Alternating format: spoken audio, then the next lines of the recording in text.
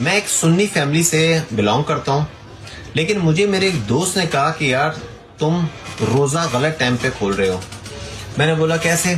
تو اس نے مجھے سورہ بقرہ کی آیت نمبر 187 کہا اس کو پڑھو۔ میں نے اس کو پڑھا اور اس کا ترجمہ بھی دیکھا گھر میں، قرآن میں بھی اور یہاں پہ بھی دیکھا، جس میں لکھا ہوا ہے کہ پھر رات تک روزے کو پورا کرو۔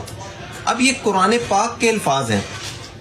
میں بڑا کنفیوز کہ یار 31-32 سال میری عمر ہو گئی ہے، اتنے عرصے سے روزہ رکھتے ہوئے آ رہے ہیں کہ کہیں میں کوئی غلطی تو نہیں کر رہا، لیکن قرآن پاک سے آگے تو کوئی چیز ہے ہی نہیں۔ لسان العرب، تاج العروس، المعجم الوسیط، لغات کی جتنی کتابیں آپ ذرا جا کے دیکھیں اللیل کی ڈیفینیشن کیا ہے۔ حدیث شریف میں آتا ہے رسول اللہ صلی اللہ علیہ وسلم نے ارشاد فرمایا لا یزال الناس بخیر ما عجل الفطر، جب تک میری امت کے لوگ افطاری میں جلدی کریں گے اس وقت تک میری امت کے لوگ خیر پہ رہیں گے۔ یہ بعض اوقات جو کنفیوز کیا جاتا ہے نا، بہت غلط طرز عمل ہے۔ قرآن کریم میں آتا ہے ثم اتموا الصیام الی اللیل، کہ روزے کو پورا کرو رات تک۔ اب رات کا کیا مطلب ہے کہ عشاء تک، رات 2 بجے تک، رات 3 بجے تک، رات 4 بجے تک؟ رات کا آغاز ہوتا ہے لسان العرب، تاج العروس، المعجم الوسیط، لغات کی جتنی کتابیں آپ ذرا جا کے دیکھیں اللیل کی ڈیفینیشن کیا ہے۔ اللیل کی تعریف لٹرلی لغوی یہ کی جاتی ہے کہ غروب شمس سے لے کر طلوع فجر تک کا جو وقت ہوتا ہے اس کو لیل کہتے ہیں۔ اب جب قرآن نے کہہ دیا ثم اتموا الصیام الی اللیل، اس کا مطلب ہے کہ ثم اتموا الصیام الی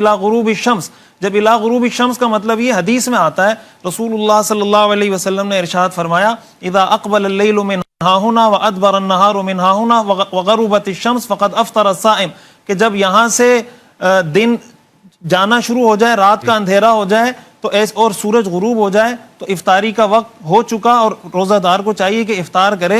حدیث شریف میں آتا ہے رسول اللہ صلی اللہ علیہ وسلم نے ارشاد فرمایا لا یزال الناس بخیر ما عجل الفطر، جب تک میری امت کے لوگ افطاری میں جلدی کریں گے اس وقت تک میری امت کے لوگ خیر پہ رہیں گے۔ صحیح مسلم کی حدیث ہے، حضرت عائشہ رضی اللہ تعالیٰ عنہ سے پوچھا گیا کہ 2 لوگ ہیں، ان میں سے ایک شخص وہ ہے جو افطاری اور مغرب کی نماز میں جلدی کرتا ہے، اور ایک شخص وہ ہے جو افطاری اور مغرب کی نماز دیر سے پڑھتا ہے، کون بہتر ہے؟ حضرت عائشہ رضی اللہ تعالیٰ عنہ نے فرمایا جو افطاری اور مغرب کی نماز جلدی پڑھتا ہے یہ بہتر ہے۔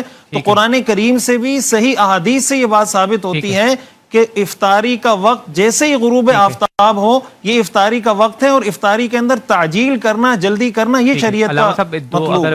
حوالے فطرانہ، یہ زکوٰۃ جو عید الفطر میں جو فطرانہ دیا جاتا ہے، اس کے حوالے سے سوال پوچھا جا رہا ہے کہ وہ نقد میں دیا جائے یا پھر کسی دوسرے غلے کی صورت میں؟ اس میں دونوں طرح کی گنجائش ہے، کوئی غلے کی اناج کی صورت میں دینا چاہے، کشمش اور کھجور اور جو بھی اس کی مختلف اجناس ہیں، اور قیمت دینا چاہے تو دونوں کی گنجائش ہے۔ بلکہ آج کے دور میں لوگوں کو زیادہ فائدہ اس میں ہے کہ ان کو قیمت دی جائے تو وہ اپنی مرضی سے جہاں اس کو استعمال کرنا چاہیں گے کر لیں گے، اور کوئی اجناس میں دینا چاہے تو وہ بھی دے سکتے ہیں۔ کہ ہم اپنی فرض نماز اور جو نفلی نماز پڑھتے ہیں، ہم سجدوں میں اور تشہد میں کیا اپنی زبان میں دعائیں کر سکتے ہیں کہ جن کو عربی نہیں آتی؟ ٹھیک ہے مفتی صاحب، نہیں، اپنی زبان میں نماز میں دعا نہیں کر سکتے، نماز پڑھنے کے بعد کر لیں دعا۔ نماز تو جس طریقے سے ثابت ہے تو وہی دعائیں جو مسنون معصور دعائیں، بہت ساری دعائیں جو ثابت ہیں، ہمارے لوگوں کو عموماً یاد بھی نہیں ہوتی، وہ سکھائی بھی نہیں جاتی۔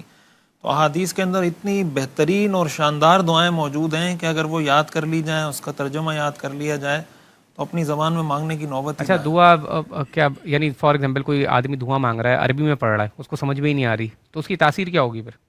ہاں، تو نماز دیکھیں، نماز تو پڑھنی عربی میں ہی پڑھنی ہے نا۔ نماز اس طرح کا مطلب تو یہ ہوا کہ پھر اب وہ نماز پڑھنے کے لیے کھڑا ہو تو یہ کہ اللہ سب سے بڑا ہے اور پھر کہ شروع کرتا ہوں نہیں، یعنی دعا مانگ رہا ہے، فار ایگزامپل نماز سے ہٹ کے دعا مانگ رہا ہے مگر اس کو پتہ ہی نہیں ہے دعا میں مانگ کیا رہا ہے۔ ہاں، اصل تو دعا میں مانگنا ہے نا، دعا میں اصل وہ تو ترجمہ ہوا نا پھر تو۔ دیکھیں، اس میں 2 چیزیں، ایک وہ دعائیں جو مسنون اور معصور ہیں۔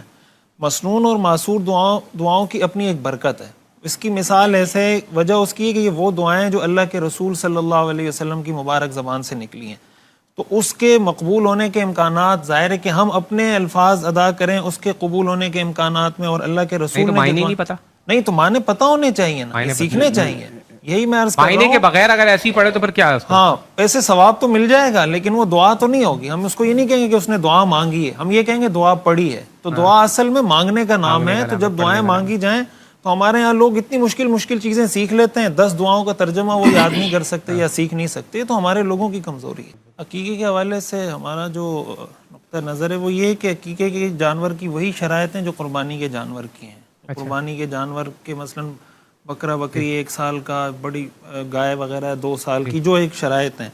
اور ایسا کچھ ہمارے ہاں نہیں ہے کہ اس کی ہڈیاں نہ توڑی جائیں یا کچھ. وہ خود بھی کھا سکتے ہیں، گھر والوں کو بھی کھلا سکتے ہیں، والدین بھی کھا سکتے ہیں. اس کی ہڈیوں کو توڑنا چاہیں، مطلب ایسی کوئی ممانعت ہمارے ہاں بالکل نہیں. ٹھیک ہے.